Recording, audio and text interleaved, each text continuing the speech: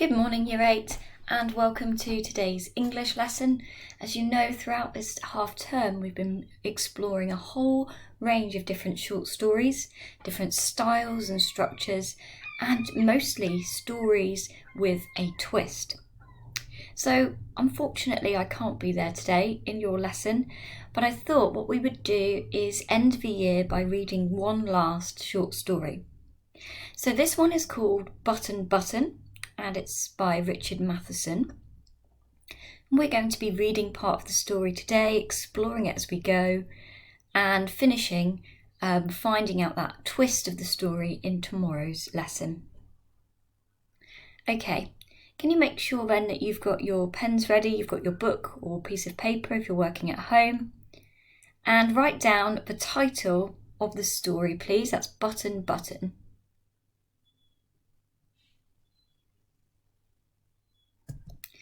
Alright, so the first thing I want you to do today is to have a little think about this image of this push button. So I want you to think about, what do we normally associate with this type of a button? It has kind of certain connotations. So what are they? I'd like you to think that even if you weren't sure what this button could do, if it just appeared there in front of you, would you still be tempted to press it? And if so, why? And finally, I'd like you to think about, can you make any predictions at this stage, just based on the title and the image? What kinds of things do you think might happen in this story? Obviously, you've got a whole range of stories that we've read so far that might influence your thinking here too. So you've got 5 minutes. I'm going to pause the video and ask you to complete those questions in your exercise book. Off you go.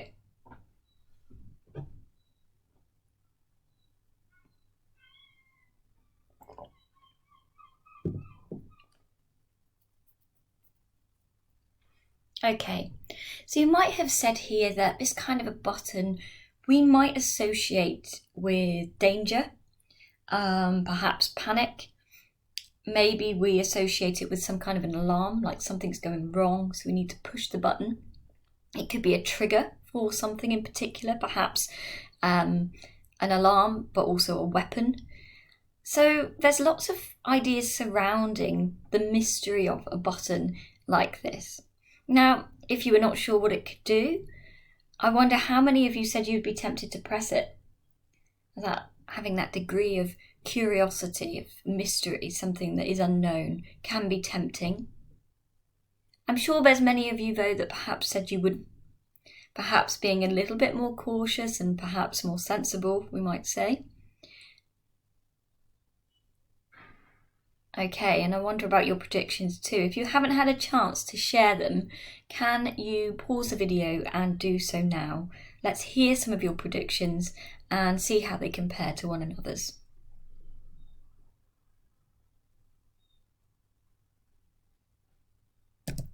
Okay, so we're going to make a start on reading the story. The story will appear on screen, a small chunk at a time. I'm going to read it aloud to you, and I'll be pausing in certain places to ask questions. When there is a question, and I ask you to pause the video, I would like you to complete it, please, in a full sentence. Okay, so making sure you use the wording of the question in your answer, and you might wish to share some of them out loud as well. Your teacher can guide you in that, putting your hand up if you would like to share your views. Okay, let's make a start. The package was lying by the front door, a cube-shaped carton sealed with tape. Their name and address printed by hand. Mr. and Mrs. Arthur Lewis, 21 7E, 37th Street, New York. Norma picked it up, unlocked the door, and went into the apartment. It was just getting dark. After she put the lamb chops in the broiler, she sat down to open the package. Inside the carton was a push-button unit fastened to a small wooden box. A glass dome covered the button. Norma tried to lift it off, but it was locked in place. She turned the unit over and saw a folded piece of paper scotch taped to the bottom of the box. She pulled it off. "Mr. Stewart will call you at 8 p.m. Norma put the button unit beside her on the couch. She reread the typed note, smiling. A few minutes later, she went back into the kitchen to make the salad. Okay, so I would like to know how the writer creates a sense of intrigue in the opening. What mysteries are set up that might make us curious as to what might happen next? So pause the video, see if you can find some evidence in the text, and in a full sentence, answer the question. Off you go.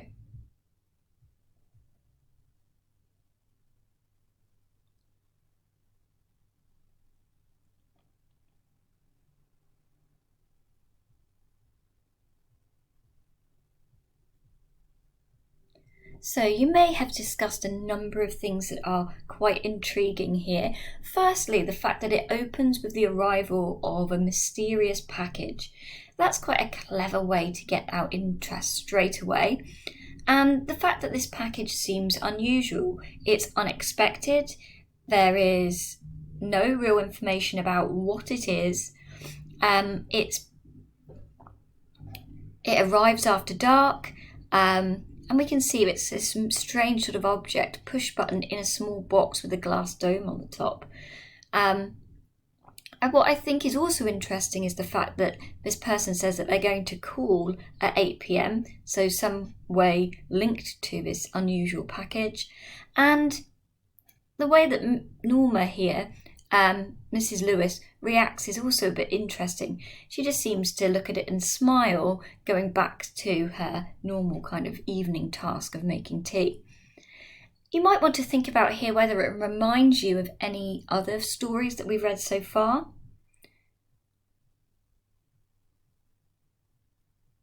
Okay, let's carry on. A few moments later, she was back in the kitchen to make the salad. The doorbell rang at 8 o'clock. "I'll get it," Norma called from the kitchen. Arthur was in the living room, reading. There was a small man in the doorway. He removed his hat as Norma opened the door. "Mrs. Lewis?" he inquired politely. "Yes." "I'm Mr. Stewart." "Oh, yes."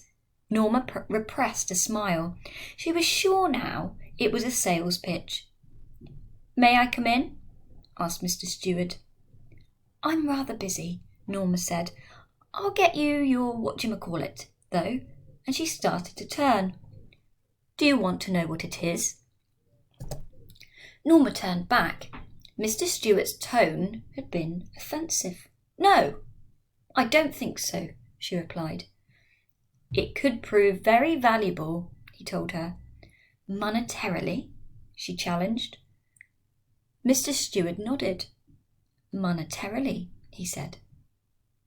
Norma frowned. She didn't like his attitude.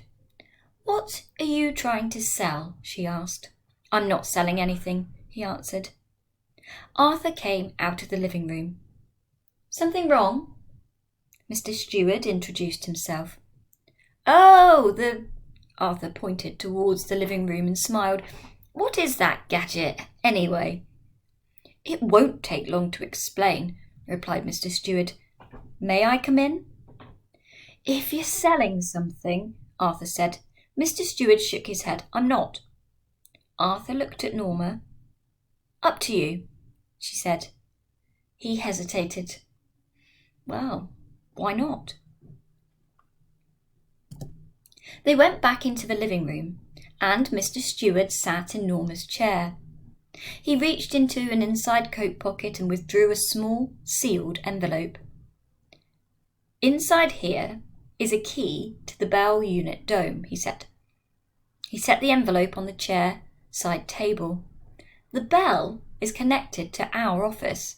"What is it for?" said Arthur.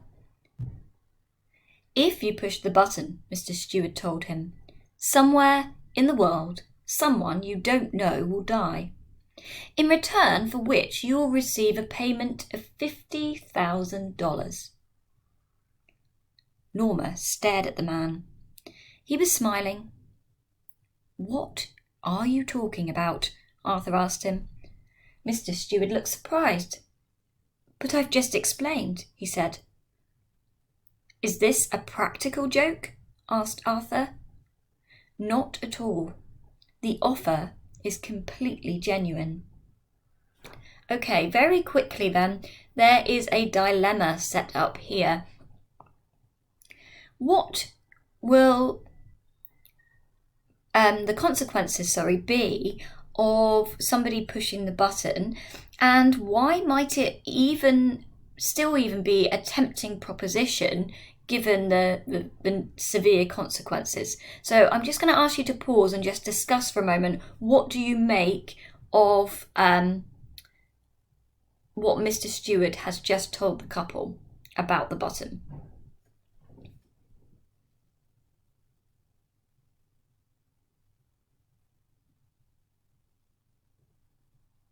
Okay, so we might start to get into some moral dilemma here, questioning, would we be tempted to press the button?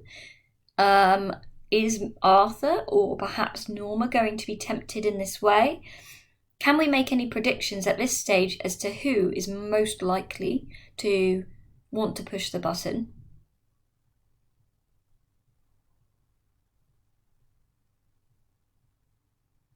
Okay, let's read on and see if we can test those theories. "Whom do you represent?" demanded Norma. Mr. Stewart looked embarrassed.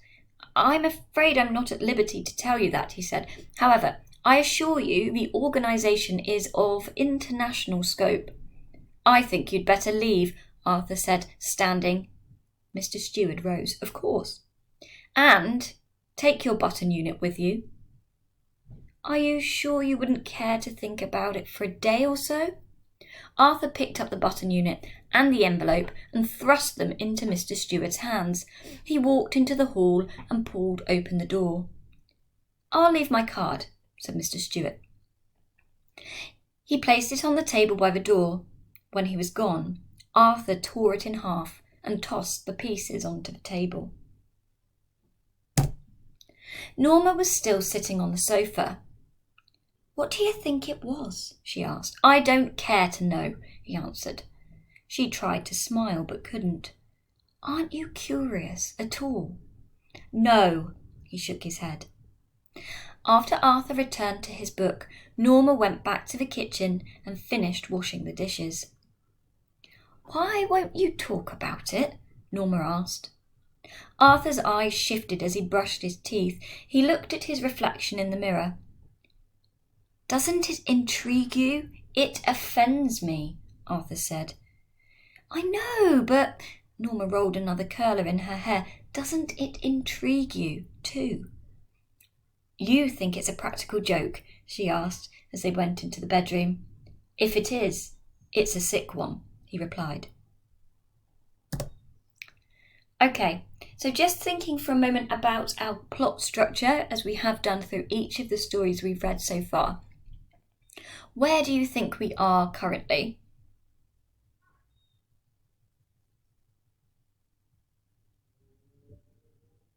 Okay, yeah, I would say that we're probably around the inciting incident where it says conflict here. We've had the opening, the exposition, that's the arrival of the package, and the introduction to the characters of Mr. and Mrs. Lewis and Mr. Stewart. The conflict now arises when we can see that Mr. and Mrs. Lewis seemingly have different reactions to the button. Mr. Lewis, we know, has said it offends him. It's some kind of a sick practical joke. He's really not happy with this, and he makes a clear statement in wanting to return the button to Mr. Stewart. On the other hand, we have Norma, and her reaction is quite different. So I'm going to be asking you in a moment to look at the way in which the two characters' reactions to the button might be juxtaposed. That means they react differently, and we can see those differences placed side by side together in order to highlight the contrast between them.